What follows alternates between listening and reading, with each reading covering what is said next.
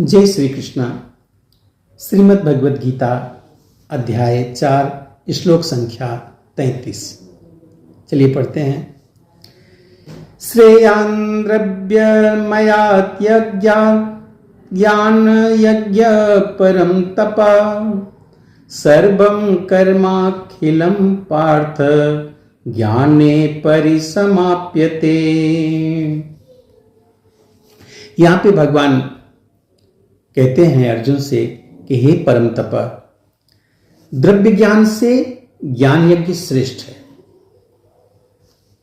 द्रव्य यज्ञ से ज्ञान यज्ञ श्रेष्ठ है। हे पार्थ, अंततो गत्वा सारे कर्म यज्ञों का अवसान दिव्य ज्ञान में ही होता है। मतलब समस्त यज्ञों का यही एक प्रयोजन है कि जीव को पूर्णतया ज्ञान प्राप्त हो, जिससे वह भौतिक कष्टों से छुटकारा पाकर अंत में परमेश्वर की दिव्य सेवा कर सके। तो भी इन सारे यज्ञों की विविध क्रियाओं में रहस्य भरा है और मनुष्य को वह रहस्य जान लेना चाहिए। कभी कभी कर्ता की श्रद्धा के अनुसार यज्ञ विभिन्न रूप धारण कर लेते हैं। जब यज्ञ कर्ता की श्रद्धा दिव्य ज्ञान के स्तर पर पहुंच जाती है तो उसे ज्ञान रहित कर द्रव्य यज्ञ करने वाले से श्रेष्ठ माना जाता है, क्योंकि ज्ञान के बिना यज्ञ भौतिक स्तर पर ही रह जाते हैं और इनसे कोई आध्यात्मिक लाभ नहीं हो पाता।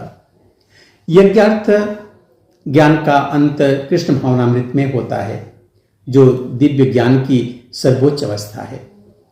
ज्ञान की उन्नति के बिना यज्ञ मात्र भौतिक कर्म रह जाता है, किंतु जब उसे दिव्य ज्ञान के स्तर पर पहुंचा दिया जाता है तो ऐसे सारे कर्म आध्यात्मिक स्तर पर प्राप्त होते हैं।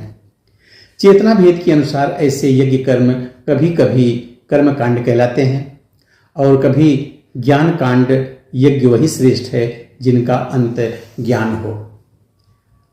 ज्ञान हो जाता है तो जो भी कर्म कर रहे हैं वो सब पूर्ण है।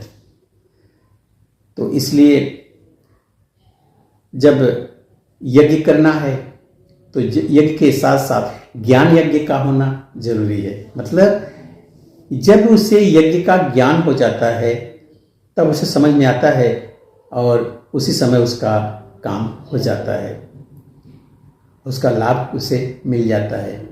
इसलिए ज्ञान यज्ञ श्रेष्ठ है।